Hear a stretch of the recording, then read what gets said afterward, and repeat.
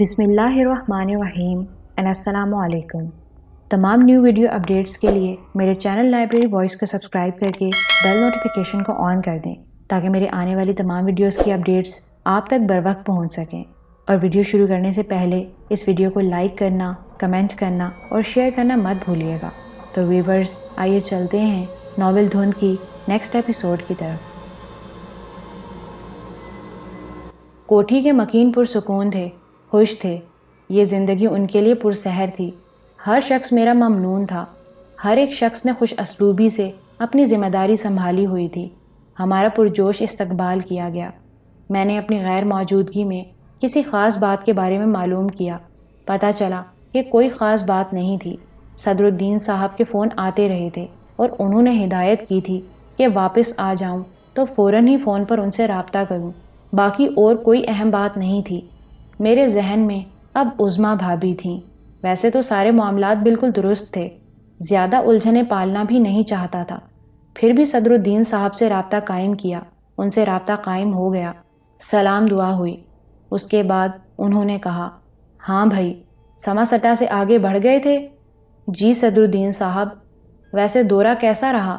بہت دلچسپ، بڑا ایڈونچر رہا۔ وہ تو رہا ہوگا، ظاہر ہے اپنی مملکت میں گئے تھے۔ صدر الدین صاحب ہنس کر بولے اور میں بھی ہنسنے لگا۔ تب صدر الدین صاحب نے کہا، ویسے مجھ سے وحید اللہ صاحب نے رابطہ کیا تھا۔ اوہ، خیریت بتا رہے تھے؟ ہاں، خیریت ہی بتا رہے تھے۔ ہی سے کیا مراد ہے آپ کی؟ نہیں، بس حیرانی کا مظاہرہ کر رہے تھے کہ زمیندار صاحب مکمل نوجوان ہیں اور جوانی کے جذبات میں کچھ زیادہ ہی بہتے ہوئے نظر آ رہے ہیں۔ مثلاً میں نے سوال کیا، بھائی کچھ اندازہ ہے کتنی رقم بانٹ آئے ہو؟ تنخواہیں دگنی کر دی ہیں۔ یہ سب کچھ لگتا تو بہت اچھا ہے، لیکن میرے خیال میں صرف فلموں تک۔ ہمارے ہاں کی فلموں میں باہر سے آنے والے نوجوان اسی قسم کے ہوتے ہیں، لیکن حقیقی زندگی ذرا اس سے مختلف ہے۔ آپ نے کیا جواب دیا وحید اللہ صاحب کو؟ میں نے کہا، میں نے جواب کیا دینا تھا؟ ظاہر ہے میرے اختیارات تو نہیں ہیں، میں تو صرف ایک متولی ہوں اور متولی اپنی حد میں رہ سکتا ہے، لیکن مجھ سے بات کرو۔ اصل میں یہ تو جو کچھ ہونا تھا وہ ہو گیا، لیکن ایک بزرگ کی حیثیت سے اور خاص طور سے چودھری رحمان علی کے دوست کی حیثیت سے تمہیں کچھ سمجھانا میرا فرض ہے۔ جی صدر الدین صاحب، ابھی مجھے اپنے شوق پورے کرنے دیجیے، سمجھانے کا مرحلہ ذرا ٹالے رکھیے۔ میں نے سپاٹ آواز میں کہا، مطلب یہ کہ مجھ سے ملاقات نہیں کرو گے؟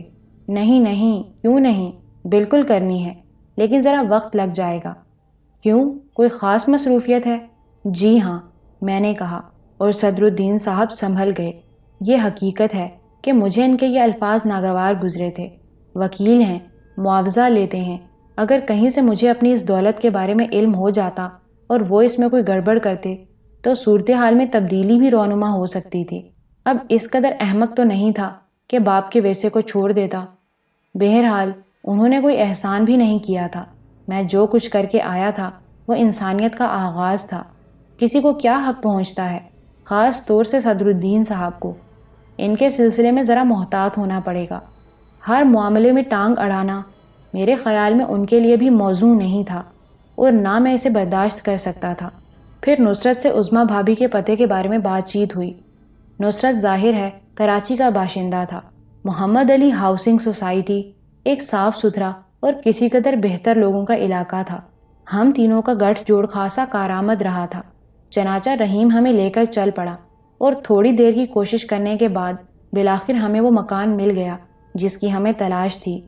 اچھا خوبصورت بنا ہوا مکان تھا۔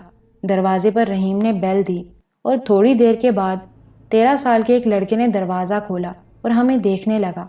فرید احمد صاحب یہیں رہتے ہیں؟ میں نے بچے سے سوال کیا۔ جی، میرے ابو ہیں وہ۔ گھر پر ہیں؟ جی ہاں ہیں۔ بیٹے ان سے کہنا ایک صاحب آپ سے ملنے آئے ہیں۔ آپ کا نام کیا ہے جناب؟ سلطان علی۔ جی اچھا، آپ اندر آ جائیے، میں ڈرائنگ روم کھولے دیتا ہوں، بچے نے کہا۔ رحیم نے کار ایک سائیڈ میں لگا کر کھڑی کر دی تھی۔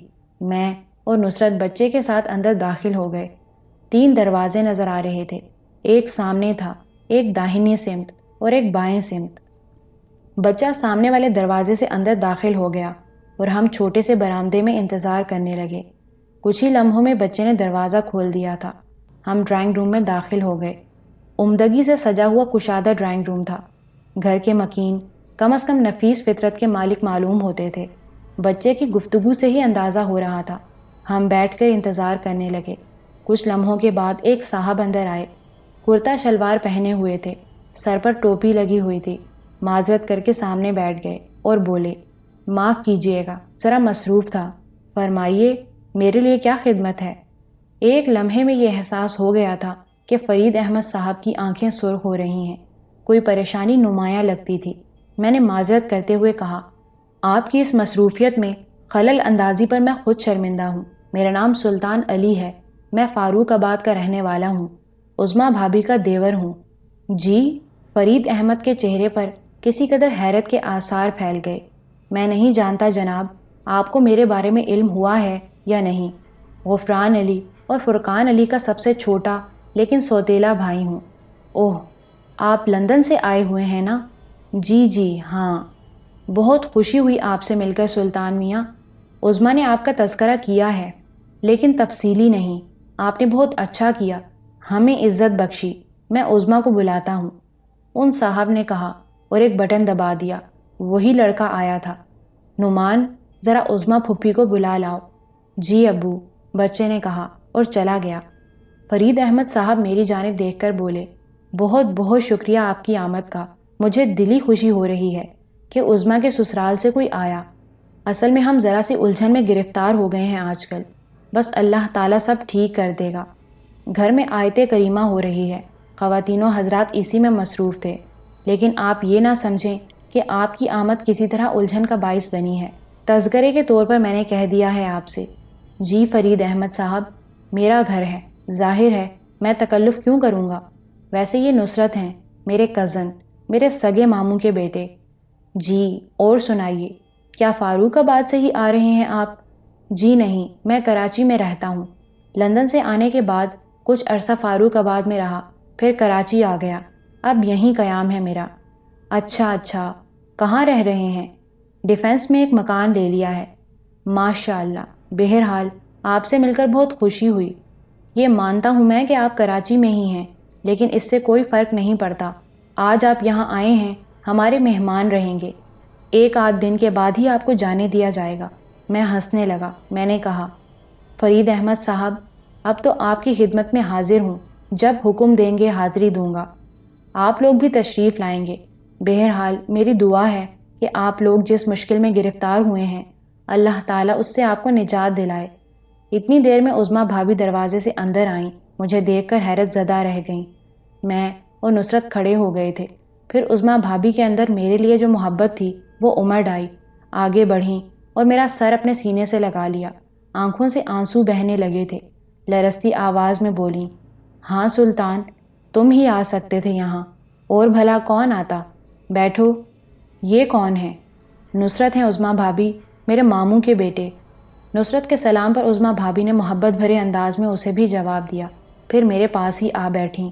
بہاولپور سے کراچی آ گئے تھے تم، مجھے پتہ تو چل گیا تھا، لیکن تمہارا پتہ نہیں معلوم تھا، ورنہ کراچی آ کر میں تم سے رابطہ ضرور کرتی۔ تمہیں یہاں کا پتہ کیسے معلوم ہو گیا؟ بہاولپور ہی گیا تھا، وہاں سے اعتماد بھائی سے آپ کا پتہ لیا۔ سب لوگ خیریت سے ہیں؟ جی ہاں، فاروق آباد والے بھی سب کے سب آئے ہوئے تھے۔ ہاں، آج کل بہت خوش اور مطمئن ہیں۔ اچھا یہ بتاؤ، کیا منگواؤں تمہارے لیے؟ مجھے علم ہے بھابھی، اندر آیت کریمہ کا ورد ہو رہا ہے، کیا اس وقت کچھ منگوانا مناسب رہے گا؟ عظمیٰ بھابھی خاموش ہو گئیں۔ فرید احمد صاحب بولے، عظمیٰ، بچوں سے باتیں کرو، میں کولڈ ڈرنک بھجواتا ہوں۔ فرید احمد صاحب، تکلف نہ کریں تو کیا زیادہ اچھا نہیں ہوگا؟ نہیں میاں، گھر میں ہی ہے، کون سا باہر سے منگوانا پڑ رہا ہے؟ عظمیٰ، تم بات کرو، میں نعمان سے کہہ دیتا ہوں کہ یہاں کا خیال رکھے، کوئی ضرورت ہو تو۔ اور میں نے تو پیشکش کر دی ہے کہ یہ میرے پاس بھی کچھ رکیں، باقی تم دیکھ لینا۔ جی بھائی جان، آپ جائیے، عظمیٰ نے کہا، اور پھر فرید احمد کے نکل جانے کے بعد میری طرف دیکھ کر مسکراتی ہوئی بولیں، خیریت سے تو ہو نا؟ کوئی مشکل، کوئی پریشانی تو نہیں ہے؟ نہیں عظمیٰ بھابھی، اگر ایک بھی محبت کرنے والے کی دعائیں حاصل ہو جائیں تو بھلا الجھن یا پریشانی باقی رہ سکے گی؟ عظمیٰ بھابھی نے ایک نگاہ نصرت کی طرف دیکھا، پھر آہستہ سے بولیں، اللہ تمہیں خوش رکھے، دنیا اگر برائی کرتی ہے تو کرتی رہے، جو نگہبان ہے وہ بھلا اپنے بندوں کو تنہا کیسے چھوڑ سکتا ہے؟ ان کی آواز رند گئی تھی۔ میں نے آہستہ سے کہا، عظمیٰ بھابھی، یہ نصرت ہے، میرا بھائی نہیں بلکہ میرا دوست ہے، میری ہر بات کا رازدار۔ آپ یہ سمجھ لیجئے، آپ کے لیے یہ دوسرا سلطان ہے، اور جہاں تک رہا سلطان کا معاملہ، تو سلطان کو اس بات پر ناز ہے کہ دشمنوں کی گڑھی میں ایک ایسی دوست ملی جس کی دعاؤں نے تقدیر بدل دی۔ خدا تمہیں خوش رکھے، یقین کرو میں بہت خوش ہوں۔ کیا کر رہے ہو؟ ساری تفصیلات بعد کے لیے ملتوی ہو گئی ہیں۔ آپ آیت کریمہ چھوڑ کر آئی ہیں نا؟ نہیں، یقین کرو میں تو انتظامات میں لگی ہوئی تھی، پڑوس کی خواتین آئی ہوئی ہیں، سب پڑھ رہی ہیں۔ بہاول پور سے مجھے معلوم ہوا کہ آپ کسی مشکل کا شکار ہو گئی ہیں۔ ہاں، بس ہمارے لیے دعائیں کرنا، بڑا سخت اور کٹھن وقت آ گیا ہے۔ بس یوں سمجھ لو کہ والدین کے زمانے میں تھوڑی سی عزت بن گئی تھی، اب 2 بھائی ہیں جو اپنے طور پر زندگی کی جدوجہد میں مصروف مناسب زندگی گزار رہے تھے کہ چھوٹے بھائی کی تقدیر کا ستارہ گردش میں آ گیا۔ بہن ہوں، اپنے بھائی کو بے قصور ہی سمجھوں گی، لیکن یہ حقیقت بھی ہے کہ وہ بے قصور ہے، بس تقدیر کی گردش ہے۔ اور میرا نام سلطان ہے، اور آپ مجھے اپنا بھائی کہہ چکی ہیں، کیا تیسرے بھائی کی حیثیت سے مجھے قبول نہیں کر سکتی؟ میں بالکل یہ نہیں کہوں گا کہ آپ مجھے دیور کہیں، دیور اور بھابھی کا یہ رشتہ نہیں ہوتا، میں تو اپنی بہن سے محو کلام ہوں۔ عظمیٰ بھابھی نے آنسو بھری آنکھوں سے مجھے دیکھا۔ ہاں، کیوں نہیں؟ تو کیا میں معلوم کر سکتا ہوں کہ کیا مشکل پیش آ گئی ہے؟ یہ صاحب جو ابھی اٹھ کر گئے ہیں، یہ میرے سب سے بڑے بھائی ہیں، فرید احمد نام ہے ان کا۔ اس کے بعد ایک بہن ہے جو ملک سے باہر ہیں، پھر ایک اور بھائی ہیں جن کا نام جمیل احمد ہے، پھر میں ہوں۔ تو چھوٹے بھائی ایک پرائیویٹ فرم میں ملازمت کرتے ہیں، لیکن بس کچھ ایسی گردش آئی کہ بیچارے بے عزت ہو گئے۔ یہ بڑے بھائی صاحب کیا کرتے ہیں؟ بینک آفیسر ہیں۔ مجھے پتا چلا تھا کہ آپ کے بھائی کسی مشکل میں پھنس گئے ہیں، لیکن یہ بتایا گیا تھا کہ وہ بینک آفیسر ہیں۔ ہاں، میرے سسرال والے میرے گھر کے بارے میں بہت کم جانتے ہیں، عظمیٰ بھابھی نے طنزیہ انداز میں کہا۔ تو جمیل احمد صاحب کسی پرائیویٹ فرم میں ملازمت کرتے ہیں، اکاؤنٹنٹ ہیں؟ ٹھیک، مگر ہوا کیا؟ ایک بہت بڑی رقم کا غبن ہو گیا ہے۔ فرم کے مالک بہت ہی سخت انسان ہیں، ان کا نام شیخ طاہر ہے۔ شیخ طاہر صاحب کے 2 بیٹے ہیں جو اوباش تباہ ہیں، فرم سے پیسے نکالتے رہے ہیں، اور کچھ اس طرح کا انہوں نے چکر چلایا کہ جمیل بھائی ان کے فریب میں آ گئے۔ انہیں رقمیں دیتے رہے، لیکن ان رقموں کے لین دین کا کوئی ایسا پروف ان کے پاس نہ رہا جس سے وہ یہ ثابت کر سکتے کہ 30 لاکھ روپے کی یہ رقم انہوں نے ان دونوں بھائیوں کو دی ہے۔ کیا مطلب؟ یعنی وہ رقم لیتے رہے اور جمیل صاحب نے اس کی کوئی رسید ان سے نہ لی؟ رسیدیں سب رقموں کی لی تھیں، لیکن وہ رسیدیں غائب کر دی گئیں، ان کا نام و نشان باقی نہیں رہا۔ بس ایک طرح سے یہ سمجھ لو تم کہ ذاتی پرچیاں تھیں، مالک کے بیٹے تھے، بھائی صاحب منع بھی نہ کر سکے۔ اور پھر شیخ طاہر صاحب نے خود بھی ایک بار بھائی صاحب سے کہا تھا کہ بچے جو کچھ مانگیں دے دیا کریں اور درج کر لیا کریں، یعنی ان سے پرچیاں لے لیا کریں۔ ایسا ہی کیا گیا، لیکن پرچیاں غائب ہو گئیں، اور اب شیخ صاحب یہ بالکل ماننے کو تیار نہیں ہیں کہ یہ رقم ان کے بیٹوں نے لی ہے۔ تو پھر آگے کیا ہوا؟ میں نے سوال کیا، اور عظمیٰ بھابھی نے گردن جھکا لی، پھر آہستہ سے بولی، انہوں نے FIR درج کرا دی اور جمیل بھائی کو گرفتار کر لیا گیا ہے۔ وہ لوگ ان کی ضمانت بھی نہیں ہونے دے رہے اور مسلسل یہ دباؤ ڈال رہے ہیں کہ انہیں رقم واپس کی جائے، ورنہ صورتحال خراب ہو جائے گی اور وہ بہت آگے بڑھ کر کارروائی کریں گے۔ عظمیٰ بھابھی نے سسکی لے کر کہا، جمیل بھائی لاک اپ میں ہیں؟ ہاں، اور ان کے ساتھ وہاں سختی ہو رہی ہے، عظمیٰ بھابھی رندھی ہوئی آواز میں بولیں۔ ٹھیک ہے، بہرحال عظمیٰ بھابھی، میں آپ کے دکھ میں برابر کا شریک ہوں۔ کوئی حل تلاش کیا آپ لوگوں نے؟ عظمیٰ بھابھی نے آنسو بھری آنکھیں میری جانب اٹھائیں اور بولی، ابھی تک تو کوئی حل سمجھ میں نہیں آ سکا، ہمارے پاس صرف اس گھر کے علاوہ اور کچھ نہیں ہے۔ بڑے بھائی مسلسل یہی کہہ رہے ہیں کہ فوراً گھر فروخت کر دیا جائے اور رقم بھر دی جائے، اس کے بعد اللہ مالک ہے، جو ہوگا دیکھا جائے گا۔ عظمیٰ بھابھی، فاروق آباد والوں کا تمام تفصیلات کا علم ہے؟ عظمیٰ بھابھی نے سر جھکائے جھکائے گردن ہلا دی۔ وہاں سے کچھ نہیں کیا گیا؟ وہ لوگ کسی کے معاملے میں نہیں الجھتے، میرے ساتھ کوئی آیت تک نہیں، یہاں تک کہ غفران بھی نہیں، مجھے ہی بھیج دیا، یہ ان کا کرم ہے، میں یہاں آ کر ان کے غم میں شریک ہو گئی ہوں۔ خیر عظمیٰ بھابھی، آپ اپنے آپ کو بالکل تنہا نہ سمجھیں، اللہ بہتر کرے گا، میں نے کہا۔ اتنی دیر میں نعمان کولڈ ڈرنک لے آیا تھا، ہم نے بوتلیں پیں۔ میں نے عظمیٰ بھابھی سے کہا، ٹھیک ہے عظمیٰ بھابھی، اب اجازت دیجیے، کب تک ہیں یہاں؟ ابھی جانے کا کوئی ارادہ نہیں ہے، آئی ہوں تو رہوں گی، بشرط یہ کہ وہاں سے کوئی عتاب نامہ نازل نہ ہو گیا، جس کے امکانات نہیں ہیں۔ میں چلتا ہوں، کل آؤں گا۔ قیام کہاں ہے؟ مجھے اپنا پتہ تو دے دو۔ کل آ کر پورا پتہ دوں گا، ابھی رہنے دیجیے۔ بیٹھو گے نہیں کچھ دیر؟ آپ جا کر وہ کیجیے جو آپ کر رہی ہیں، انشاءاللہ آیت کریمہ کی برکت سے نتائج بہتر ہی نکلیں گے۔ میں شرمندہ ہوں کہ تمہاری کوئی خدمت نہیں ہو سکی یہاں۔ اگر آپ شرمندہ ہیں تو میں آپ سے صرف اتنا ہی عرض کر سکتا ہوں کہ بالکل شرمندہ نہ ہوں، کیونکہ اس کی ضرورت نہیں ہے۔ بھابھی کا رشتہ قائم رکھنا چاہتی ہیں تو آپ کا جو دل چاہے کریں، لیکن بھائی کے رشتے سے بجائے اس کے کہ آپ مجھے اپنے معاملات میں شریک کریں، آپ شرمندہ ہو کر مجھے شرمندہ کر رہی ہیں۔ کل کس وقت آؤ گے؟ تقریباً 2 سے 3 کے درمیان، میں نے اعتماد کے ساتھ جواب دیا اور اس کے بعد کھڑا ہو گیا۔ فرید احمد صاحب باہر ہی مل گئے تھے۔ ارے کیوں؟ کہاں؟ اجازت دیں فرید احمد صاحب، میں ذرا مصروف ہوں۔ عظمیٰ بھابھی سے کل حاضری دینے کا وعدہ کر لیا ہے، کل حاضر ہو جاؤں گا۔ معاف کرنا میاں، بات چیت بھی نہیں ہو سکی، بس انشاءاللہ تعالی دوسری ملاقات ہوگی۔ فرید احمد صاحب مجھے باہر تک چھوڑنے آئے تھے، ہم دونوں کار میں بیٹھے اور چل پڑے۔ نصرت نے معنی خیز نظروں سے مجھے دیکھتے ہوئے کہا، اور اب اگر میں یہ دعویٰ نہ کروں کہ میں تمہارا مزاج آشنا ہو چکا ہوں تو مجھ پر لعنت ہے۔ کیا ارادہ ہے؟ سب سے پہلے صدر الدین صاحب کو ٹیلی فون کرتے ہیں، اس علاقے کے تھانے میں چلنا ہے۔ ٹھیک ہے، ٹیلی فون کرنے کے بجائے انہیں آفس ہی سے کیوں نہ ساتھ لے لیا جائے، نصرت نے کہا، اور میں پرخیال انداز میں نصرت کو دیکھنے لگا۔ پھر میں نے رحیم سے کہا، رحیم صدر الدین کے دفتر کی طرف گاڑی موڑ لو۔ جی صاحب، رحیم نے کہا۔ نصرت کہنے لگا، کیا کرو گے؟ یار نصرت، عظمیٰ بھابھی بہت اچھی ہیں، بہت ہی اچھی، ایک گھر بے کسی کا شکار ہے۔ یار ہمارا کیا ہے، پیسے بھی بینکوں میں پڑے ہوئے ہیں، کون سے انڈے دے رہے ہیں، اور پھر اللہ کے فضل و کرم سے سب کچھ موجود ہے میرے پاس، تمام بیلنس شیٹس آ چکی ہیں، ان میں اضافہ ہی ہوتا جائے گا، تھوڑا بہت خرچ کر دینے سے کیا فرق پڑتا ہے؟ ٹھیک، تو پھر ہمیں مسلسل کارروائی کرنا ہوگی۔ ظاہر ہے، میں نے جواب دیا۔ صدر الدین صاحب کے دفتر پہنچے، پتہ چلا کہ ابھی تھوڑی دیر قبل گھر کی جانب چلے ہیں، چنانچہ رحیم نے کار کا رخ بدل لیا۔ صدر الدین صاحب واقعی چند منٹ پہلے ہی یہاں سے گئے ہوں گے، کیونکہ جس وقت ہم پہنچے وہ اپنی کار سے اتر رہے تھے، ہمیں دیکھ کر رک گئے، مسکرائے اور بولے، ویری گڈ، کیسے پتہ چل گیا کہ میں گھر آیا ہوں؟ دفتر سے آ رہے ہیں۔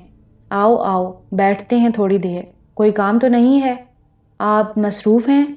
نہیں، بالکل نہیں، پوری طرح فرصت ہے، آ جاؤ۔ ہم ان کے ساتھ اندر داخل ہو گئے۔ ڈرائنگ روم تک پہنچے بھی نہیں تھے کہ ہنا نظر آئی، جو اندر سے باہر آ رہی تھی۔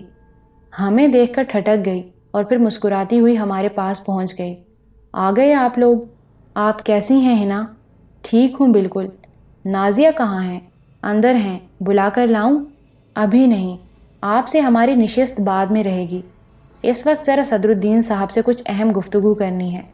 بڑے بے مروت ہیں آپ لوگ، ہم تو اتنی بے چینی سے آپ کی واپسی کا انتظار کر رہے تھے، روزانہ سوچتے تھے کہ پتہ نہیں آپ کب واپس آتے ہیں۔ بیکار ہے آپ سے دوستی، آپ اپنے کاموں کو زیادہ اہمیت دیتے ہیں۔ ٹھیک ہے، ٹھیک ہے۔ ہنا تیز تیز قدموں سے اندر چلی گئی۔ صدر الدین صاحب ہنسنے لگے تھے۔ ان لڑکیوں کو زندگی کے دوسرے تمام امور بے وقت لگتے ہیں، یہ ہوتی ہے عیش کی زندگی۔ ایک ہمارا دور تھا کہ محنت و مشقت کے علاوہ کچھ کرنے کا موقع ہی نہیں ملا، نہ دوستیاں، نہ سیر و تفریح۔ کمال ہے بھائی۔ ہم لوگ ہنستے ہوئے ڈرائنگ روم میں داخل ہو گئے تھے۔ صدر الدین صاحب نے کہا، بیٹھیے، خیریت بتائیے، یہ اچانک ہی پروگرام ملتوی کر کے مجھ تک کیسے پہنچنا ہوا؟ حالانکہ میں خود بھی تم سے ملنا چاہتا تھا سلطان۔ آپ یقیناً اس بات پر ڈانٹ ٹپٹ کرنے کے موڈ میں تھے صدر الدین صاحب کہ میں نے وہاں سما سٹا میں نہیں نہیں، یہ تو تمہاری محبت ہے سلطان کہ تم مجھے اس قدر اہمیت دیتے ہو۔ اصل میں ویسے بھی میرا انداز فکر ذرا مختلف ہے۔ میں جو کچھ سوچتا ہوں چوہدری رحمان کے حوالے سے سوچتا ہوں، ورنہ حقیقت یہ ہے کہ ایک ایڈوکیٹ جو کسی جائیداد کا نگران اور متولی ہے، اپنے فرائض سے سبکدوش ہونے کے بعد، یا یوں سمجھو کہ اپنے فرائض کا معاوضہ لے کر، یہ حق کہاں رکھتا ہے کہ کلائنٹ کے ذاتی معاملات میں مداخلت کرے؟ بہرحال تم نے جو مناسب سمجھا وہ کیا، میں اس پر اعتراض کا کیا حق رکھتا ہوں؟ جی صدر الدین صاحب، بات اصل میں یہ ہے کہ جو کچھ ہے اس میں دوسروں کا حصہ بھی ہونا چاہیے۔ کسی بھی چیز پر سانپ بن کر بیٹھ جانا میں سمجھتا ہوں مذہباً بھی درست نہیں ہے اور انسانی نقطہ نظر سے بھی نہیں۔ وہ تم ٹھیک کہہ رہے ہو سلطان، لیکن بیٹے دنیا کے رنگ ڈھنگ کچھ اور ہی ہیں۔ اگر اس طرح تم یہ سب کچھ ختم کر بیٹھے تو یقین کرو اس کے بعد دوبارہ کبھی اتنا نہیں کما سکو گے۔ انسان کی زندگی کی ضروریات ایک چھت، 3 وقت کی روٹی اور بدن کا لباس ہے صدر الدین صاحب، یہ باقی رہنا چاہیے۔ باقی اس دنیا کے رہنے والے سب ایک جیسے ہی ہوتے ہیں۔ اور پھر مجھے یہ جو کچھ ملا ہے نا، میرا ایمان ہے کہ میرا نہیں ہے، اس میں مختلف لوگوں کے حصے ہیں۔ اگر میں نے اس طرف سے آنکھیں بند کر لیں تو کسی بھی شکل میں یہ سب کچھ جا سکتا ہے۔ براہ کرم مجھے میرے نظریات میں ہی رہنے دیجیے۔ میں نے کہا نا کہ یہ تو صرف ایک بزرگانہ بات ہے۔ ہم دنیا کو دنیا کی نگاہ سے دیکھنے پر مجبور ہوتے ہیں، اور میں نے اسی بنیاد پر یہ الفاظ کہے تھے جن کے لیے معذرت خواہ ہوں۔ خیر چھوڑیے، مجھے اندازہ ہے کہ اس وقت آپ کی مصروفیات یقیناً مختلف ہوں گی۔ دفتر سے گھر آئے ہیں، گھر کے معاملات بھی دیکھنا ہوں گے، لیکن ایک ایسی ہی الجھن آ پڑی ہے کہ مجھے آپ تک آنا پڑا۔ ہاں ہاں بالکل، بتاؤ کیا بات ہے؟ خیریت؟ عظمیٰ بھابھی کو جانتے ہیں آپ؟ عظمیٰ بھابھی؟ کون ہے بھئی یہ؟ وہ غفران بھائی کی بیگم۔ اچھا اچھا ٹھیک، براہ راست تو نہیں جانتا، لیکن غفران کو جانتا ہوں، بہت کم روابط رہے ہیں ان لوگوں سے۔ تو خیریت کیا ہوا؟ وہ یہیں کراچی کی رہنے والی ہیں۔ ہاں اس بات کا مجھے علم ہے کہ غفران کی شادی کراچی ہی میں ہوئی تھی۔ ایک مشکل میں پھنس گئی ہیں بیچاری، اور مجھے بہرحال اس مشکل میں ان کا ساتھ دینا ہے۔ ضرور ضرور۔ مشکل کیا ہے؟ ان کے بھائی جمیل احمد صاحب ایک فرم میں کام کرتے ہیں۔ فرم کا نام غالباً طاہر اینڈ سنز ہے۔ شیخ طاہر اینڈ سنز؟ جی بالکل بالکل، انہیں بھی جانتا ہوں۔ شیخ طاہر صاحب بھی میرے کلائنٹ ہیں۔ یہ تو بہت اچھی بات ہوئی۔ کس قسم کے آدمی ہیں؟ بس شیخ جی ہیں، صدر الدین صاحب نے مسکراتے ہوئے کہا۔ یعنی؟ بھائی ایک بھرپور کاروباری ہیں، کاروباری معاملات میں سخت ہیں۔ مگر مسئلہ کیا ہے؟ جمیل احمد صاحب ان کی فرم میں اکاؤنٹنٹ ہیں۔ ٹھیک، پھر 30 لاکھ روپے کی ایک رقم خورد برد ہو گئی ہے، جس کے بارے میں جمیل احمد صاحب کا کہنا ہے کہ شیخ صاحب کے دونوں صاحبزادگان ان سے رقومات لیتے رہے ہیں، اور شیخ صاحب کی ہدایت کے مطابق انہیں پرچیاں دیتے رہے، لیکن پھر وہ پرچیاں غائب ہو گئیں، اور 30 لاکھ روپے کے غبن کا مقدمہ یا FIR جمیل احمد صاحب کے نام سے درج کرا دی گئی، اور جمیل احمد صاحب کو پولیس کے حوالے کر دیا گیا۔ ارے اچھا، میرے علم میں نہیں ہے یہ بات۔ ہو سکتا ہے مقدمہ قائم کرتے وقت شیخ طاہر مجھ سے رجوع کریں۔ صدر الدین صاحب، رقم یقیناً خورد برد ہوئی ہوگی، لیکن جمیل احمد صاحب کے کہنے کے مطابق وہ رقم ان کے بیٹوں نے لی ہے۔ بھائی دیکھو، رقم کا معاملہ ایسا ہوتا ہے کہ انسان کو اس سے متعلق تمام کاغذات اپنی تحویل میں رکھنے چاہیے، محفوظ رکھنے چاہیے۔ یہ جمیل احمد صاحب کا فرض تھا کہ طلب کرنے پر پرچیاں پیش کرتے، وہ ان کی حفاظت نہ کر سکے۔ میں یہ نہیں کہتا کہ انہوں نے غلط کیا ہوگا، غلط وہ لڑکے بھی ہو سکتے ہیں، اور آج کل کے نوجوان اگر والدین کی دولت مفت میں ہاتھ لگ جائے تو اسے ہر طرح لٹانا اپنا فرض سمجھتے ہیں۔ تو مسئلہ یہ ہے کہ اب کیا کرنا ہے؟ نہ جانے کیوں مجھے صدر الدین صاحب پر بے حد غصہ آیا تھا۔ یہ طنز مجھ پر بھی ہو سکتا ہے، یا پھر ممکن ہے وہ رواداری میں یہ کہہ گئے ہوں، لیکن بہرحال مجھے ان کے یہ الفاظ برے لگے تھے۔ تاہم میں نے اس کا اظہار نہیں کیا، البتہ یہ ضرور سوچ لیا کہ صدر الدین صاحب کو اس سلسلے میں سبق دینا پڑے گا تاکہ وہ کبھی حد سے تجاوز کرنے کی کوشش نہ کریں۔ انہوں نے بھی شاید میری پیشانی کی ناگوار شکنوں کو محسوس کر لیا تھا، اس لیے سنبھل گئے تھے اور پھر بولے۔ ہاں تو بتاؤ صدر الدین صاحب، علاقے کے تھانے چلنا ہے، محمد علی ہاؤسنگ سوسائٹی کا علاقہ لگتا ہے۔ وہیں کے تھانے دار نے انہیں گرفتار کیا ہے اور شاید ضمانت نہیں لے رہے۔ سب سے پہلے جمیل احمد صاحب کو ضمانت پر رہا کرانا ہے اور کل 30 لاکھ روپے کی وہ رقم شیخ طاہر صاحب کے حساب میں جمع کرا دینی ہے۔ بس یہ کام ہے جس میں آپ کو میرا ساتھ دینا ہوگا۔ 30 لاکھ روپے کی رقم جمع کرا دینی ہے؟ جی ہاں، یہ بڑا ضروری ہے۔ عظمیٰ بھابھی کی عزت کا معاملہ ہے۔ ایک خاندان بے کسی اور قسم پرسی کا شکار ہو گیا ہے۔ یہ رقم کل صبح بینک سے نکالنا ہوگی۔ شیخ طاہر صاحب کو ہم باقاعدہ یہ رقم ادا کر کے اس کی رسید لیں گے۔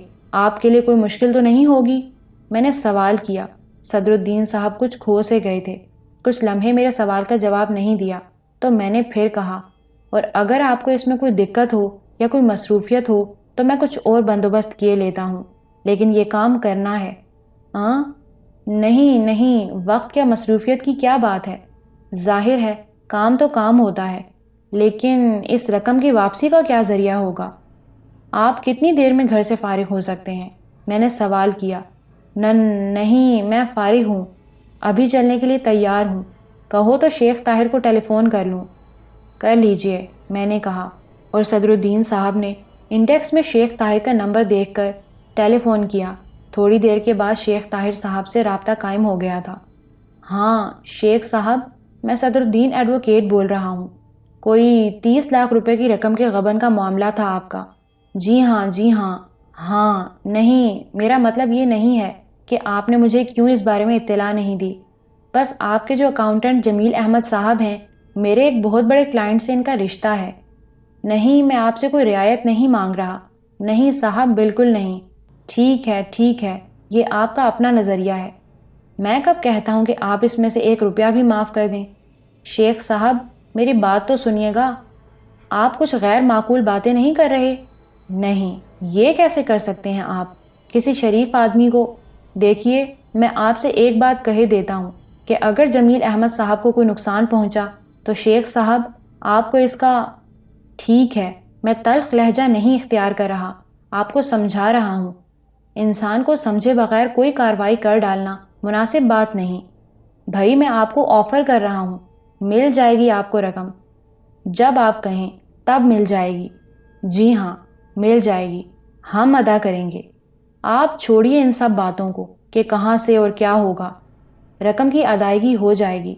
آپ اس سلسلے میں اگر مناسب سمجھیں تو مجھے تفصیلات بتا دیں، اور اگر نہ سمجھیں تو میں جمیل احمد صاحب کی طرف سے پیروی کرتے ہوئے ان کی ضمانت کرائے لیتا ہوں۔ سوچ لیجئے، ہم بھی آپ کی اسی دنیا میں زندہ ہیں اور شاید زندہ رہنا جانتے ہیں۔ آپ کو رقم مل جائے گی اور بس۔ اوکے، ٹھیک ہے، کل۔ اوکے۔ صدر الدین نے فون بند کر دیا اور گہری گہری سانسیں لینے لگے۔ سخت نامعقول انسان ہے، آخر کاروباری ہے، لیکن میرا ایک مشورہ ہے۔ کیا؟ آج ضمانت نہ کرائیں۔ تھانہ انچارج سے مل کر کل جمیل احمد صاحب کو عدالت میں پیش کرائے دیتے ہیں۔ میں کارروائی مکمل کر لوں گا۔ کل ہم درخواست پیش کریں گے جس میں یہ اوہام رکھیں گے کہ ایک بے گناہ شخص کی عزت بچانے کے لیے تم جمیل احمد کے عزیز یہ رقم جمع کرا رہے ہو، لیکن یہ رقم حکومت کی تحویل میں رہے گی اور شیخ طاہر کے بیٹوں کے خلاف تحقیقات ہوں گی۔ اگر یہ ثابت ہو جائے کہ جمیل احمد نے غبن کیا ہے تو رقم شیخ طاہر کو مل جائے گی، اور اگر ان کے بیٹے مجرم ثابت ہوئے تو شیخ طاہر کو لینے کے دینے پڑ جائیں گے۔ زندہ باد! یہ ہوتا ہے ایک ایڈوکیٹ، میں نے خوش ہو کر کہا۔ صرف ایڈوکیٹ؟ صدر الدین شکایتی لہجے میں بولے۔ پہلے انکل صدر الدین، میں نے مسکرا کر کہا۔ خدا کرے تم یہی سمجھو۔ صدر الدین صاحب ایک شاندار ایڈوکیٹ تھے۔ میری طرف سے انہوں نے جوابی کیس فائل کر دیا اور 30 لاکھ روپے کی رقم عدالت میں جمع کرا کے رسید حاصل کر لی۔ اس کے تحت فوراً جمیل احمد کو رہا کر دیا گیا اور شیخ طاہر کے بیٹوں کے خلاف جمیل احمد کے بیان پر فائل کھل گیا، لیکن خود جمیل احمد سخت حیران تھا کہ میں اس کا کون سا عزیز ہوں۔ یہ آپ کو اپنے گھر چل کر معلوم ہو جائے گا، میں نے کہا۔ صدر الدین صاحب کو رخصت کر کے میں، نصرت اور جمیل احمد صاحب محمد علی ہاؤسنگ سوسائٹی چل پڑے تھے۔ اہل خاندان کو کچھ معلوم نہیں تھا، وہ سمجھ رہے تھے کہ جمیل احمد ابھی تھانے میں ہیں۔ بہرحال یہ ایک پرلطف عمل تھا اور ہم دل میں اس کے رد عمل سے لطف اندوز ہو رہے تھے۔ خود جمیل احمد عالم سحر میں تھا۔ وہ نہ تو صدر الدین کو جانتا تھا نہ ہم میں سے کسی کو۔ بہرحال صدر الدین نے اس سے وکالت نامے پر سائن کرائے تھے اور اسے وہ بیان بھی سمجھایا تھا کہ اسے عدالت میں کیا کہنا ہے۔ جمیل احمد نے وہی سب کچھ کہا تھا، لیکن اب وہ شدید حیران تھا۔ راستے میں اس نے کہا، میں اب بھی یہ محسوس کر رہا ہوں کہ یہ سب خواب ہے اور بہت جلد میری آنکھ کھل جائے گی۔ آنکھ کھلے گی تو آپ اپنے گھر ہوں گے۔ خدا کے لیے اپنے بارے میں مجھے کچھ تو بتا دیجئے، گھر جا کر میں کیا کہوں گا؟ جو کچھ کہنا ہے گھر والے کہیں گے۔ جمیل احمد صاحب، آپ بالکل پرسکون ہو جائیں۔ آپ کے اندر ایک دہشت نظر آ رہی ہے، میری درخواست ہے اسے دور کریں۔ جس وقت ہم سوسائٹی پہنچے، فرید احمد صاحب اندر سے باہر نکل رہے تھے۔ نعمان ان کے ساتھ تھا۔ رک کر ہمیں دیکھنے لگے، پھر جمیل احمد اترے تو وہ اچھل پڑے۔ عجیب سے عالم میں آگے بڑھے تو ٹھوکر لگی اور گر پڑے۔ ہم سب ان کی طرف دوڑے تھے۔ ارے بھائی جان، چوٹ تو نہیں لگی؟ جمیل احمد نے بھائی کے سینے سے چمٹتے ہوئے کہا، اور فرید احمد ہمت ہار بیٹھے، بچوں کی طرح رو پڑے تھے۔ جمیل میرے بیٹے، جمیل سنبھالیے بھائی جان، خود کو سنبھالیے، ارے بھائی جان۔ جمیل احمد کی آواز خود بھی گلوگیر ہو گئی تھی۔ دونوں بھائیوں کی یہ محبت دیکھ کر ہم بھی متاثر ہوئے بغیر نہ رہ سکے تھے۔ آنکھوں میں ایک نمی سی اتر آئی۔ گھر میں اور افراد بھی موجود تھے جو شاید رشتہ دار ہوں گے۔ کسی نے جمیل احمد کی آمد کا نعرہ لگا دیا اور پھر تو ایک کوہرام مچ گیا۔ اس وقت ان کے درمیان رکنا بڑی نامناسب بات تھی۔ میں نے عظمیٰ بھابھی سے کہا، بھابھی میری ایک درخواست مان لیں گی؟ کیا بات ہے؟ بھابھی نے روتی ہوئی آنکھوں سے مجھے دیکھا۔ میں رات کو آؤں گا اور کھانا آپ کے ساتھ کھاؤں گا، پلیز۔ دیکھیے اس وقت سب لوگ موجود ہیں، پلیز بھابھی، البتہ رات کو 8 بجے آؤں گا۔ برا تو نہیں مانو گے؟ ارے نہیں بھابھی، کیسی باتیں کر رہی ہیں؟ جب تک تم نہیں آؤ گے میں کھانا نہیں کھاؤں گی، تمہاری قسم کھاتی ہوں، چاہے 1 مہینہ گزر جائے۔ میں آپ کے ساتھ کھانا کھاؤں گا، میرا وعدہ ہے۔ سب کی حالت اس وقت خراب تھی اور ظاہر ہے خراب ہونی چاہیے تھی۔ کہاں جمیل احمد صاحب کی ضمانت کے لالے پڑے ہوئے تھے اور کہاں وہ گھر آ گئے تھے۔ اس کے علاوہ فرید احمد کے علاوہ کسی کو یہ بات معلوم نہیں تھی کہ جمیل احمد میرے ساتھ آئے ہیں، اور فرید احمد اس وقت نیم غشی کی کیفیت میں تھے، اس لیے کسی کو کچھ بتا بھی نہیں سکتے تھے۔ ہم اپنی کار میں بیٹھ کر واپس چل پڑے۔ اب کیا پروگرام ہے سر؟ میں نے نصرت سے کہا۔ بھوکا ہوں، نصرت نے کہا۔ ارے ہاں واقعی، سوری نصرت، میری تو بھوک بھی بھاگ گئی تھی۔ رحیم کسی ہوٹل کے سامنے رکو۔ جی سر، رحیم نے کہا، اور پھر ایک عمدہ سے ریسٹورنٹ کے سامنے۔ رحیم نے کار روک دی۔ میں نے 100 روپے کا ایک نوٹ اسے دیتے ہوئے کہا، رحیم تم بھی کہیں کھانا کھا لو، ہم ہوٹل جا رہے ہیں۔ جی سر۔ رحیم نے نوٹ لے لیا اور کار کے دروازے لاک کرنے لگا۔ ہم ہوٹل میں داخل ہو گئے تھے۔ ایک میز کے گرد بیٹھ کر ہم نے مینیو طلب کیا اور پھر کھانے کا آرڈر نوٹ کرا دیا۔ نصرت مسخرے پن سے مجھے دیکھ رہا تھا۔ میں نے اسے مسکرا کر دیکھا تو وہ بولا، کچھ کہوں؟ قطعی نہیں، تم نے بھوک یاد دلا دی ہے اور اب مجھ پر نکاہت طاری ہو گئی ہے۔ پیٹ بھرنے سے پہلے کچھ نہیں بولوں گا۔ بہتر، نصرت نے کہا۔ پھر اس وقت تک گہری خاموشی طاری رہی تھی جب تک واقعی کھانا ختم نہ کر لیا گیا۔ اس کے بعد نصرت نے کہا، اب اجازت ہے جہاں پناہ؟ جی فرمائیے۔ آپ کی ٹائی کہاں ہے؟ کیا؟ میں نے بے اختیار گلے پر ہاتھ مارا۔ کیسی ٹائی؟ میں نے پوچھا، اور وہ بے اختیار ہنس پڑا۔ ٹائی نہیں، تائی۔ ویسے یورپ میں الف لیلا سنی ہوگی نا؟ ویسے یہ تایا والی تائی بھی نہیں ہے، بلکہ تو سے تائی ہے۔ کھسک گئے ہو کیا؟ نہیں، ایسی کوئی بات نہیں ہے۔ الف لیلا میں ایک حاتم تھا، قبیلہ طے سے تعلق رکھتا تھا۔ جانتا ہوں، وہ تو خیر حسن بانوں کے جال میں پھنس کر اس کے سوالات پورے کرتا رہا تھا، لیکن آپ اس کی جانشینی کس چکر میں کر رہے ہیں؟ پتہ نہیں کیا بکواس کر رہے ہو۔ ویسے خدا کی قسم، اللہ تعالیٰ کچھ لوگوں کی تقدیر بنا دیتا ہے۔ ہم بے کسی کی زندگی گزار رہے تھے، سر پر چھت بھی نہیں تھی، نہ جانے کس کس کے رحم و کرم پر پڑے ہوئے تھے۔ اللہ نے حاتم بھیجا اور آج ڈیفینس میں رہ رہے ہیں۔ سما سٹا کے غریب ہاری پریشان حال زندگی گزار رہے تھے، اب عیش کر رہے ہیں۔ اور اب جناب جمیل احمد صاحب، کفر کی باتیں کیوں کر رہے ہو نصرت؟ تقدیر گر تو صرف ذات باری ہے، ہاں وہ کسی کو کچھ دے کر ضرور آزماتا ہے، اس کے عطیے پر خود قبضہ جما کر بیٹھ جاؤ اور اس کے عطاب کو آواز دو، یا پھر اس کے احکامات کی تعمیل کرو۔ میں تو صرف اس کا عطا کیا ہوا ضرورت مندوں کو دے رہا ہوں۔ کل میرے پاس کچھ بھی نہیں تھا۔ بہت بڑے سلطان ہو، تمہارے والدین کے ذہن میں تمہارا نام بھی آسمان سے ہی اترا ہوگا۔ چھوڑو نصرت، کچھ بھی نہیں ہوں یار۔ ان لوگوں کے ہاں تو عید ہو رہی ہوگی، کتنی خوشی کی بات ہے۔ ہاں، صدر الدین صاحب کی مداخلت اب کچھ بیجا ہوتی جا رہی ہے۔ ڈیڈی حضور کی طرف سے میں معافی چاہتا ہوں، نصرت نے عجیب سا منہ بنا کر کہا، اور میں نہ سمجھنے والے انداز میں اسے دیکھنے لگا۔ ڈیڈی حضور؟ میں نے حیرت سے کہا۔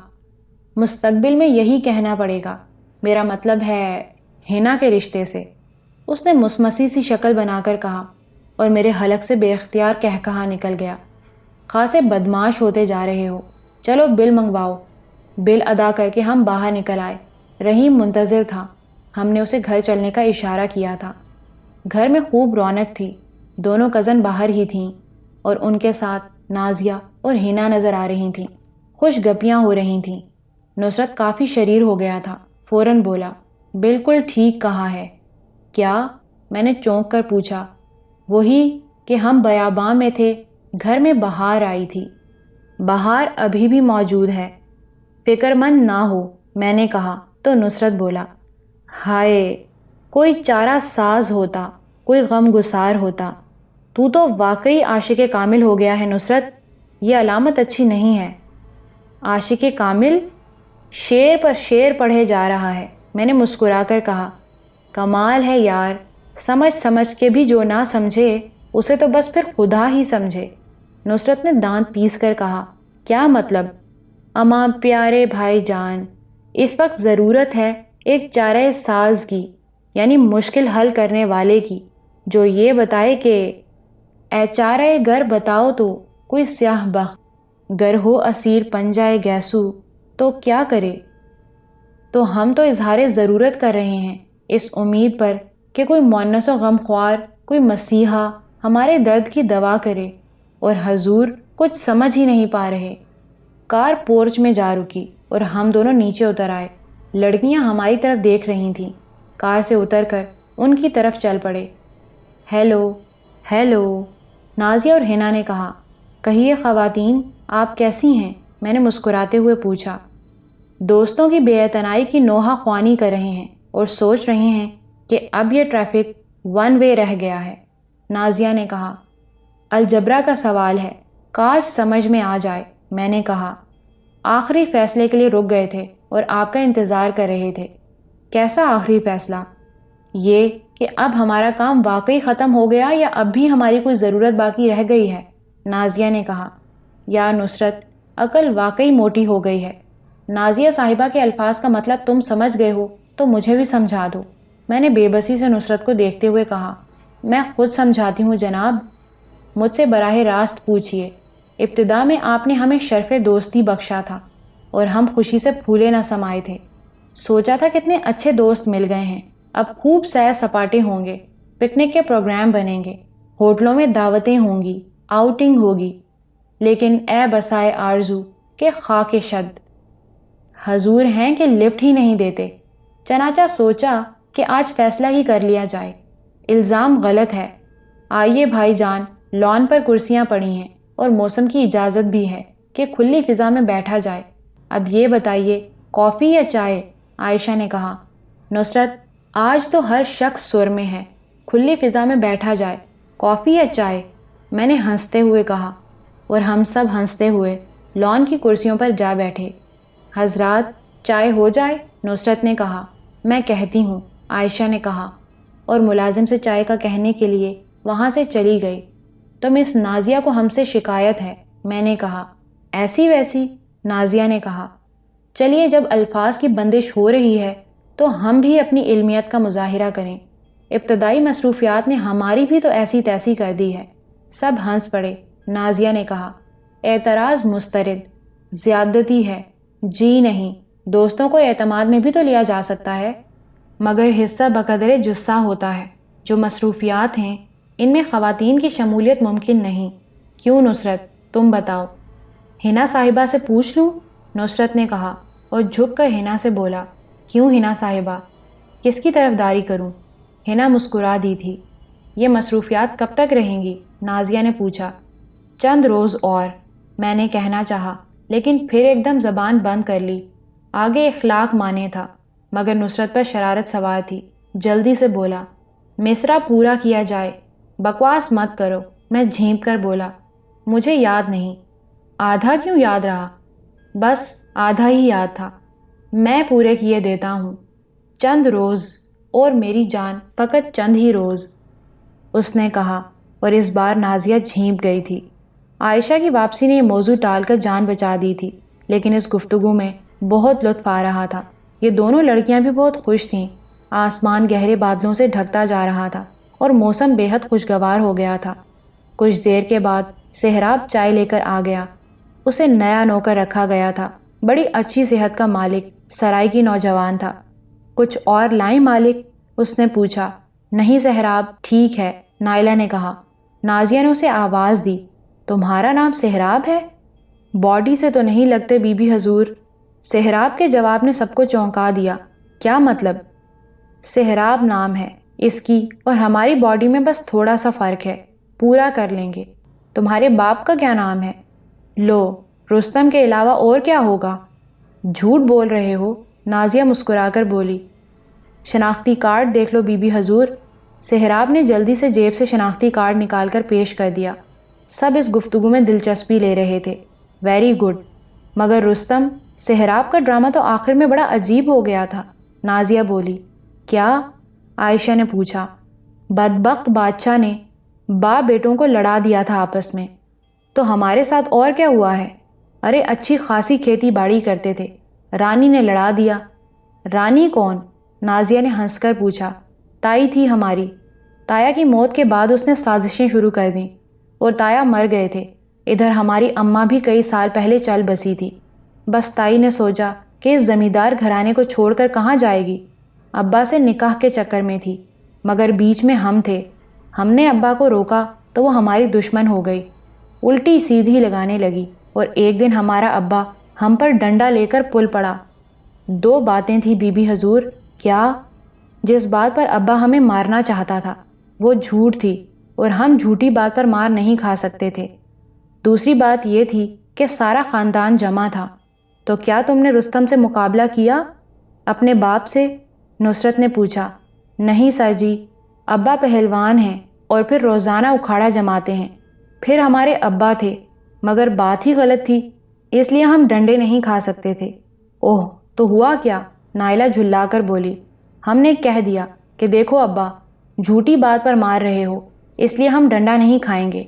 لکڑی بدن کو چھوا دو تو ساری باتیں مان لیں گے، ورنہ سسری تائی جھوٹی۔ ارے ہم نے بھی اکھاڑے میں انہی سے سیکھا تھا۔ وہ ڈنڈے چلاتے رہے اور ہم بندر ناچ ناچتے رہے، پر ایک بار بھی ان کا ڈنڈا ہمارے بدن کو نہیں چھو سکا، اور ہانپ گئے بیچارے۔ پھر سارے خاندان کے سامنے ہار گئے، مگر ہم سمجھ گئے تھے کہ سانپ چوٹیلا ہو گیا ہے، وار ضرور کرے گا۔ کوئی اور ہوتا تو دیکھ لیتے، مگر وہ ابا تھے ہمارے، بھاگ لیے وہاں سے۔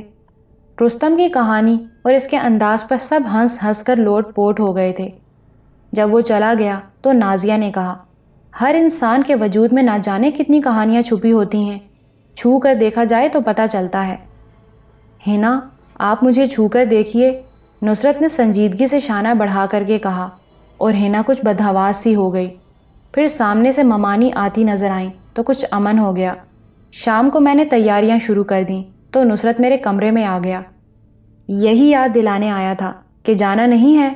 ہاں یاد ہے، اور تیاریاں کر رہا ہوں۔ تم نہیں تیار ہو رہے؟ نہیں۔ کیوں؟ تھوڑی سی عقل سے کام لے لیا ہے، نصرت نے جواب دیا۔ کیا مطلب؟ یار خالص خاندانی معاملہ ہے، وہ لوگ تمہارے سپاس گزار ہیں، بالکل ذاتی ماحول ہوگا، اس میں میری شمولیت مناسب نہیں ہے۔ کوئی حرج نہیں ہے نصرت، تم تو اب میرا سایہ ہو، تو یوں سمجھو اس وقت تمہارا سایہ ساتھ نہیں ہوگا۔ واقعی میرا جانا مناسب نہیں ہے۔ اس کی بات سمجھ میں آ رہی تھی۔ میں نے احتیاطاً کہا، ممکن ہے رات کو وہاں رکنا پڑ جائے، عظمیٰ بھابھی بہنوں کی طرح چاہتی ہیں مجھے، ضد کی تو انکار نہ کر سکوں گا۔ ضرور، کوئی حرج نہیں ہے، نصرت نے کہا۔ پھر مقررہ وقت پر میں رحیم کے ساتھ چل پڑا۔ راستے طے ہوئے اور میں مطلوبہ جگہ پہنچ گیا۔ میرا انتظار ہو رہا تھا۔ کار دروازے پر رکی تو اندر آ گئے کا شور مچ گیا۔ میں نے رحیم سے کہا، تم جاؤ رحیم، مجھے واپس آنا ہوا تو گھر فون کر دوں گا، میں نے کار سے اترتے ہوئے کہا۔ اسی اثنا میں سب دروازے پر آ گئے تھے۔ سب کی آنکھوں میں واقعی سپاس گزاری کے آثار تھے۔ عظمیٰ بھابی نے آگے بڑھ کر میری پیشانی چومی تھی، پھر فوراً ہی پوچھا، وہ کہاں ہیں؟ نصرت، وہ اس وقت نہیں آ سکا، کسی کام سے گیا تھا، وہ لوگ مجھے اندر لے گئے۔ فرید احمد صاحب بولے، آپ ہمارے مسیحا ہیں سلطان میاں، اور اتنی خاموشی سے چلے گئے؟ میری تو حالت ہی بگڑ گئی تھی۔ اب یہ بتائیے ہم آپ کا یہ احسان کیسے اتاریں گے؟ بیٹے، ہم بڑے بے مایا لوگ ہیں، اگر جمیل کو پھانسی بھی ہوتی تو ہم نہیں بچا سکتے تھے۔ فرید احمد کی آواز بھرا گئی۔ واقعی سلطان صاحب، بات اتنی بڑی ہے کہ ہم… جمیل احمد نے بھی رندھی ہوئی آواز میں کہا، جمیل بھائی جان مسلسل یہی کہہ رہے ہیں کہ وہ ابھی رہا نہیں ہوئے، وہ 30 لاکھ کی قید میں ہیں، عظمیٰ بھابی نے کہا۔ آپ نے جواب نہیں دیا عظمیٰ بھابی؟ میں نے سنجیدگی سے کہا۔ میں نے؟ عظمیٰ بھابی الجھ کر بولیں، ہاں آپ نے، میں کیا جواب دیتی؟ مجھے افسوس ہے، میں نے کہا۔ ارے کیا جواب دیتی میں؟ ٹھیک ہے، میں ہی جواب دینے پر مجبور ہوں۔ بھائی جان، آپ لوگ یہ سوچ رہے ہیں کہ میں نے 30 لاکھ روپے جمع کرا کر جمیل احمد صاحب کو اس عذاب سے بچایا ہے اور میری یہ رقم آپ پر قرض ہے۔ اصل میں عظمیٰ بھابی اتنی بلند خاتون ہیں کہ اپنے احسان کو احسان نہیں مان رہی، بڑے خاندان کی بہو جو ہیں۔ میرا احسان؟ عظمیٰ بھابی حیرت سے بولیں، مگر مقروض کبھی قرض نہیں بھولتا، میں نے تو اس قرض کا ایک پیسہ بھی نہیں اتارا ہے ابھی۔ کون سا قرض بھائی؟ عظمیٰ بھابی الجھ کر بولیں۔ جی انکل فرید احمد صاحب، یہ عظمیٰ بھابی کا گھر ہے، اس لیے میں سوچ بھی نہیں سکتا کہ آپ لوگوں کو میری حقیقت نہیں معلوم ہوگی، لیکن پھر بھی مختصر الفاظ میں سب کچھ بتا دیتا ہوں۔ اس خاندان کا سوتیلا ہوں، ملک سے باہر پل رہا تھا کیونکہ ماں کی موت کے بعد کوئی باقی نہ رہا تھا۔ ڈیڈی وطن میں تھے، مجھے تھوڑا سا خرچ بھیجتے تھے، جب یہ خرچ بند ہو گیا تو مجبوراً واپس آیا۔ فاروق آباد کے سوا کہاں کا رخ کر سکتا تھا؟ میں نے سوچا میری ماں حمیدہ بیگم کی سوکن تھیں، وہ بوجھ ان کے سینے سے ہٹ گیا ہوگا، اور پھر یہاں میرے ڈیڈی بھی ہیں، لیکن یہاں آ کر پتہ چل گیا کہ تقدیر کے ستارے گردش میں آئے ہیں، ڈیڈی مر چکے ہیں۔ خود کو اس خاندان میں سمونے کی خواہش ابھری، لیکن لمحوں میں احساس ہو گیا کہ وہاں میری کوئی گنجائش نہیں ہے۔ دشمنوں میں ایک دوست نظر آیا، بے غرض، بے لوث، یہ عظمیٰ بھابی تھیں۔ ان کی آنکھوں میں بہن جیسی محبت نظر آئی۔ آپ اب ایسے شخص کا تصور کریں جو تنہا لاوارث ہو، بے وسیلہ ہو، محبت کی پیاس سے نڈھال ہو، اسے اچانک پیار کی پیاس سے سیراب کر دیا جائے، اسے سیراب کرنے والا اس کے لیے کیا مقام رکھتا ہوگا؟ اور پھر اس وقت جب تاریک مستقبل خوف بن کر دل کو دہلا رہا ہو، عظمیٰ بھابی نے ہر سہارا مہیا کر دیا، جس میں مالی مدد بھی تھی۔ ایک اور شخصیت کا تذکرہ بھی ضرور کروں گا، وہ نویدہ اور اعتماد علی بھائی ہیں۔ میں سیراب ہو گیا، اور عظمیٰ بھابی، آپ اور یہ لوگ پہلے لوگ ہیں جنہیں میں یہ بتا رہا ہوں۔ نویدہ کو بھی نہیں بتایا ہے میں نے کہ ڈیڈی نے مجھ سے آنکھ نہیں چرائی۔ انہیں ان لوگوں کے بارے میں اندازہ تھا جو مجھے زہر دینے سے نہیں چوکے۔ وہ جانتے تھے کہ مجھے ان سے کچھ نہیں ملے گا۔ وہ منشی نیاز دین کو کچھ بتا گئے تھے، چنانچہ انہوں نے میری رہنمائی کی، اور اب میں خوشحال ہو گیا۔ یہ چھوٹی سی رقم جو میں نے آپ کے لیے جمیل بھائی پر خرچ کی ہے، آپ کے اس پیار، آپ کی اس مالی اعانت کا عشر اشیر بھی نہیں ہے عظمیٰ بھابی۔ قیمت جذبوں کی ہوتی ہے۔ سب حیرت سے کنگ تھے۔ عظمیٰ بھابی کی آنکھوں سے آنسو بہہ رہے تھے۔ میں نے پھر کہا، اگر یہ آنسو ایک اور بھائی کے اضافے کی خوشی کے آنسو ہیں تو ٹھیک ہے، ورنہ مجھے ان کی وجہ ضرور بتائیے۔ خدا کی قسم خوش ہوں، تمہیں تمہارا مقام مل گیا، اس پر بہت خوش ہوں۔ چنانچہ اب دوسرے خیالات دل سے نکال دیجئے اور کھانا لگوائیے، بھوک لگ رہی ہے۔ ماحول بدل گیا تھا، کھانا خوشدلی سے کھایا گیا۔ پھر عظمیٰ بھابی نے کہا، کہاں رہتے ہو؟ ساری باتیں تفصیل سے بتانی ہیں آپ کو۔ آج واپس جانا ضروری تو نہیں ہے؟ بالکل نہیں، میں نے مسکرا کر کہا۔ پھر ایک بڑے ہال میں نشست جم گئی۔ جمیل الدین نے کہا، مجھ پر اچانک افتاد پڑی ہے سلطان میاں، پہلے سے یہ اندازہ نہیں تھا کہ شیخ طاہر اس طرح اچانک وار کر دیں گے، کیونکہ وہ اپنے بیٹے کے بارے میں اچھی طرح جانتے ہیں۔ کئی مرتبہ گڑبڑ ہو چکی ہے اور باپ بیٹے میں خوب چپکلش چلتی رہی ہے۔ بس وہ کمبخت پرچیاں غائب کرنے کی چال چل گیا، لیکن میں جانتا ہوں یہ پرچیاں کس نے غائب کی ہیں۔ میں ان کا پتہ ضرور چلا لوں گا، بس باہر آنا چاہتا تھا۔ سب کچھ اطمینان سے کر لیں جمیل بھائی۔ ویسے صدر الدین صاحب نے اپنی پیشہ ورانہ ذہانت کا ثبوت دیتے ہوئے رخ ہی بدل دیا ہے، اور رقم شیخ صاحب کے ہاتھ نہیں آ سکی۔ وہ تلملاتے رہیں گے اور شاید رقم کے حصول کے لیے سب کچھ کریں گے۔ اگر ثبوت مل جائے کہ یہ سب کچھ شیخ طاہر نے کیا ہے تو وہ اپنے بیٹے کو بھی نہیں چھوڑیں گے۔ یہ تو اچھی بات ہے، آپ کی پوزیشن تو صاف ہو جائے گی۔ نہیں سلطان میاں، اتنی بڑی رقم بھی تو نہیں چھوڑی جا سکتی۔ میں نے تو اس میں سے ایک پیسہ بھی نہیں لیا ہے۔ آپ کہہ رہے تھے کہ وہ پرچیاں جس نے غائب کی ہیں اس کے بارے میں جانتے ہیں؟ ایک اکاؤنٹنٹ کلرک ہے، رجب خان نام ہے۔ وہ شیخ طاہر کا خاص چمچہ ہے، اور صرف اسی کو معلوم تھا کہ میں پرچیاں کہاں رکھتا ہوں۔ مجھے پورا یقین ہے کہ یہ اسی کی کارستانی ہے۔ بہت چالاک آدمی ہے۔ میں نے پرخیال انداز میں گردن ہلائی، پھر کہا، صدر الدین صاحب سے بات کروں گا۔ یہ کام پولیس کے ذریعے آسانی سے ہو سکتا ہے، اور اب تو بہرحال تفتیش شروع ہو چکی ہے۔ حالانکہ بیچارے صدر الدین کو اپنا ایک قیمتی کلائنٹ چھوڑنا پڑے گا۔ کون؟ شیخ طاہر۔ اوہ، کیا؟ ہاں، وہی شیخ طاہر کے قانونی مشیر بھی ہیں، لیکن بہرحال اب تو انہوں نے شیخ طاہر کے خلاف کام کرنا شروع کر دیا ہے۔ اصل میں وہ میرے والد کے دوست بھی ہیں۔ خیر، کلرک کا نام تو آپ نے بتا دیا ہے، پتہ معلوم ہے اس کا؟ جمشید کوارٹرز میں رہتا ہے۔ نمبر بھی معلوم کر کے بتا دوں گا۔ ٹھیک ہو جائے گا سب، آپ فکر نہ کریں۔ بہت دیر تک یہ نشست جمی رہی، پھر بھابھی مجھے اس کمرے میں لے آئیں جو ان کی خواب گاہ تھا۔ انہوں نے محبت سے مجھے بٹھایا اور بولیں، ہاں اب مجھے تفصیل بتاؤ۔